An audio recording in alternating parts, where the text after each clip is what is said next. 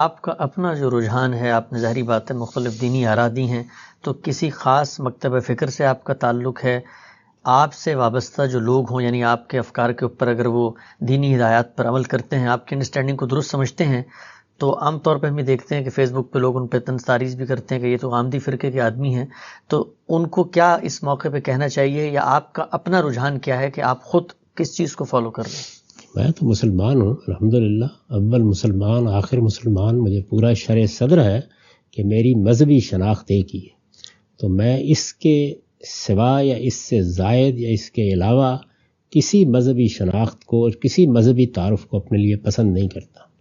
اس مسلمان ملت کے تمام علماء، وہ اہل تشیع کے ہوں، وہ دیوبندی ہوں، وہ بریلوی ہوں، وہ اہل حدیث ہوں، وہ قدماء ہوں، وہ آج کے ہوں، وہ کسی بھی نقطہ نظر سے تعلق رکھنے والے ہوں، سب میرے لیے باعث عزت ہیں، قابل احترام ہیں، اور میں ان سب سے استفادہ کرتا ہوں۔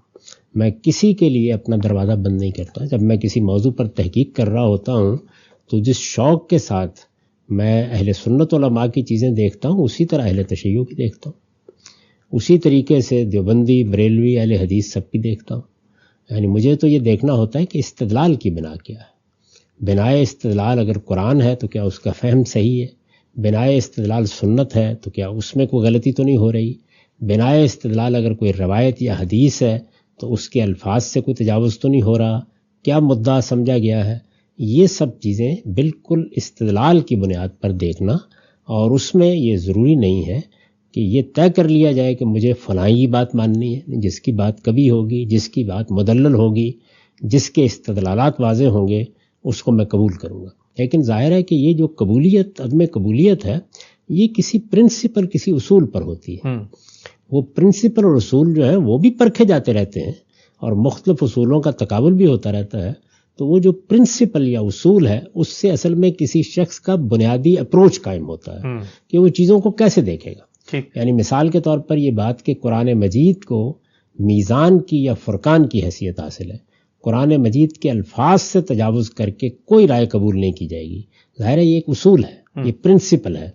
تو میں ان اصول کی حد تک امام حمید الدین فرائی کے نقطہ نظر کو صحیح سمجھتا ہوں۔ یعنی اطلاقات میں میرے جلیل القدر استاد ان کے شاگرد تھے براہ راست، انہوں نے بہت سی جگہوں سے اختلاف کیا، میں نے خود استاد امام سے بہت سی جگہوں پر بڑے ادب کے ساتھ اختلاف کیا ہے۔ تو میرے ہاں اس کا تو کوئی سوال ہی نہیں ہے کہ آپ نے ایک مدرسہ فکر قائم کر لیا ہے، اب آپ سے باہر نہیں نکلیں گے۔ نہیں ہو سکتا ہے کہ میں ایک بات جس کو برسوں سے مانتا رہا ہوں، جب کسی دوسرے کی اس پہ تنقید سامنے آئے تو میری غلطی مجھ پر واضح ہو جائے۔ ہم سب انسان ہیں، ہم میں سے کوئی پیغمبر نہیں ہے، اس لیے سب سے استفادہ کریں گے۔ اصولی اپروچ کے لحاظ سے اگر آپ مجھ سے پوچھیں گے تو میں امام فرائی کے اصولی اپروچ کو درست سمجھتا ہوں۔ تو ہم سب آپ کے شاگرد یا آپ سے اگر متاثر علماء آپ کی اصولی اپروچ کو درست سمجھے تو کل کیا وہ اپنا تعارف سوسائٹی میں مسلمان کے علاوہ، یعنی اپنے فریم ورک کا تعارف اس طرح بھی کرا سکتے ہیں کہ ہم غامدی مکتب فکر سے تعلق رکھتے ہیں؟ دیکھیے میں تو کبھی نہیں کہتا یہ، میں تو عرض کیا کہ ہمارا تعارف ہر حال میں مسلمان ہی کا رہنا چاہیے، یعنی ہر حال میں مسلمان کا۔ بس اتنی بات اگر کسی موقع پر کہنے کی ضرورت تو آپ کہہ سکتے ہیں کہ ہم فلاں اور فلاں شخص یا فلاں اشخاص یا فلاں نقطہ نظر کے لوگوں سے اصولی اتفاق رکھتے ہیں۔ اگر کوئی آدمی کہتا ہے مجھ سے 100% اتفاق رکھتا ہے تو اسے اپنا علاج کرانا چاہیے۔ اس لیے ہے کہ 100% اتفاق صرف پیغمبروں سے کیا جاتا ہے۔ ہم سب انسان ہیں، ہم غلطیاں کرتے ہیں۔ ہر شخص کو کھلی آنکھوں کے ساتھ، کھلے دل کے ساتھ سب اہل علم سے استفادہ کرنا چاہیے۔ مختلف اہل علم کی مجلسوں میں جائیے، ان کی کتابیں پڑھیے، ان کی بات سنیے، تاکہ آپ کسی ایک کنویں کے مینڈک نہ بن کے رہ جائیں۔ لیکن یہ سب کچھ کرتے ہوئے بھی آدمی یہ محسوس کرتا ہے کہ فلاں شخص یا فلاں صاحب علم یا فلاں گروہ کا جو بنیادی اپروچ ہے وہ مجھے صحیح لگتا ہے، تو وہ زیادہ سے زیادہ یہ کہہ سکتا ہے کہ میں اس میں میرا نام لے کے کہ اس کے اپروچ کو درست سمجھتا ہوں۔ لیکن یہ اصول ہوگا، اس سے زائد کچھ نہیں۔ اجزاء میں بہت سی چیزوں میں اختلاف ہو سکتا ہے اور کرنا چاہیے۔ تو ہم سب جو آپ کا ادارہ ہے المورد، اس میں اگر کوئی عالم آگے بڑھ کے تحقیق کرنے آتا ہے تو کیا اس کے لیے یہ شرط ہے کہ وہ آپ کی چیزوں سے متفق ہو تبھی وہ آپ کے جو ادارے کی چیزیں ہیں یا اس کے مثال کے طور پہ ذرائع ہیں ان سے استفادہ کر سکتا ہے، یا وہاں پر بھی دروازہ آپ نے کھلا رکھا ہوا ہے؟ نہیں، بات یہ ہے کہ میں تو اپنے ادارے کے اندر کسی قسم کے کوئی انتظامی اختیارات اب نہیں رکھتا۔ میں نے اپنے آپ کو علمی کام تک محدود کر لیا، لیکن اس میں پہلے دن سے یہ بات طے ہے کہ ایک اصولی اپروچ ہے جس کو ملحوظ رکھا جاتا ہے۔ باقی اس وقت جو لوگ وہاں کام کر رہے ہیں مجھ سے بہت سے معاملات میں اختلاف رکھتے ہیں، استاد امام سے اختلاف رکھتے ہیں، امام فرائی سے اختلاف رکھتے ہیں، تو وہاں علمی کام اسی اصول پر کیا جاتا ہے کہ میں نے اپنے بارے میں وضاحت کی ہے۔ جو چیز میں اپنے لیے غلط سمجھتا ہوں، سوال یہ میں اس کو دوسروں کے لیے اصول کیسے بنا سکتا ہوں۔ ٹھیک۔ تو المورد میں یا ہمارے اداروں میں ہر جگہ یہی ہے کہ ایک اصولی اپروچ، ظاہر ہے اصولی اپروچ تو ہر جگہ ہوتا ہے، لیکن اجزاء میں آگے اس کے اطلاق میں اجتہادی امور میں بہت سے اختلافات ہوتے ہیں۔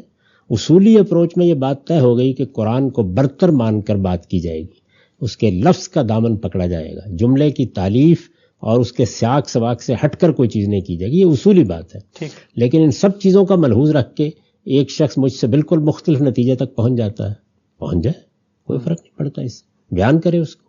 بلکہ آپ کو معلوم ہے کہ میرے اپنے عزیز ترین شاگرد جو میرے ساتھ اس وقت کام کر رہے ہیں، انہوں نے بعض معاملات میں مجھ سے اختلاف کیا، ان کے مقالات شائع ہو چکے ہیں، وہ ہمارے ہاں بھی موجود ہیں، لوگ ان کو پڑھ سکتے ہیں، دیکھ سکتے ہیں۔